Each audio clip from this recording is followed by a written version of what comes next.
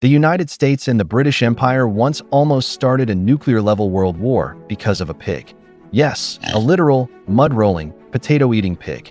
We are talking about two of the most powerful militaries on the planet, armed to the teeth, ready to slaughter each other and burn the world down, all because one hungry hog decided to have breakfast in the wrong garden. If you ever felt like your life was a mess, just remember that the fate of the entire Pacific Northwest was once balanced on the tip of a pig's snout. This is the Pig War of 1859, the peak of human stupidity, where a single bullet killed a pig and nearly ended an era of peace. The setting was San Juan Island, a tiny, rain-soaked piece of land between Washington State and Vancouver Island. The problem? Both the Americans and the British thought they owned it. The treaty that was supposed to decide the border was so badly written it looked like it was drafted by a toddler with a crayon. So, naturally, both sides just moved in. You had American farmers living on one side and British sheep ranchers on the other, staring at each other with pure, unadulterated hatred every single day. It was a ticking time bomb, and all it needed was a spark. Or in this case, a hungry animal looking for a snack. On June 15, 1859, a pig belonging to the British-owned Hudson's Bay Company escaped its pen. It wandered over to the garden of Lyman Cutlar, an American farmer who was already having a bad day. Cutlar looked out his window and saw this British pig aggressively eating his precious potatoes.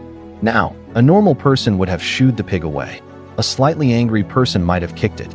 But Cutlar grabbed his rifle and blew the pig's brains out right there in the dirt. He didn't just kill a pig. He executed a British subject's property on disputed soil. Cutlar, feeling a tiny bit of guilt, offered the pig's owner $10 as compensation.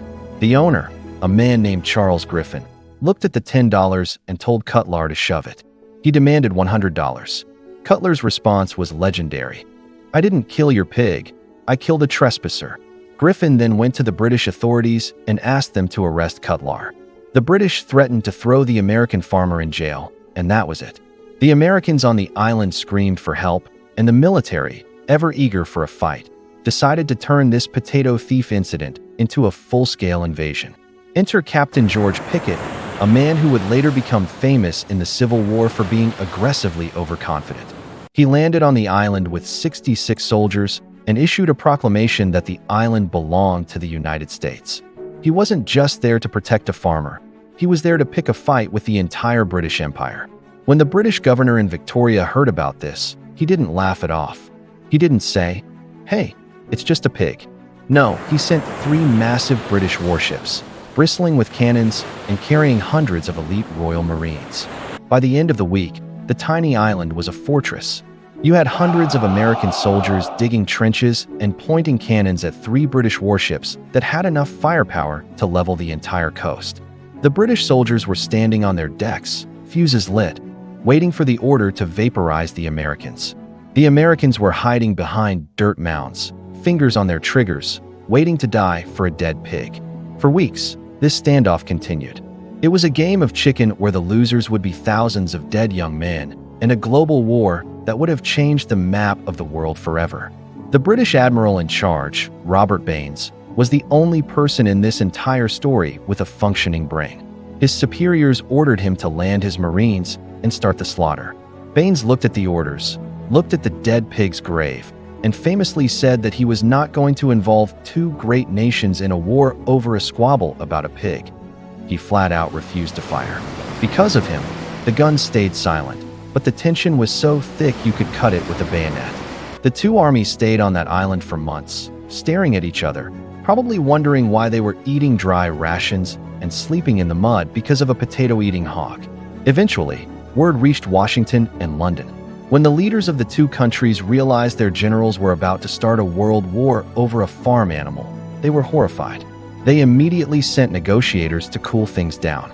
They agreed to a joint occupation, where both sides would keep a small military camp on opposite ends of the island. For the next 12 years, the British and American soldiers lived on that island together. And here is the weirdest part: they became best friends. Since there was no actual fighting to do, the soldiers spent their time visiting each other's camps, holding athletic competitions, and throwing massive parties. They celebrated the 4th of July together, and they celebrated the Queen's birthday together.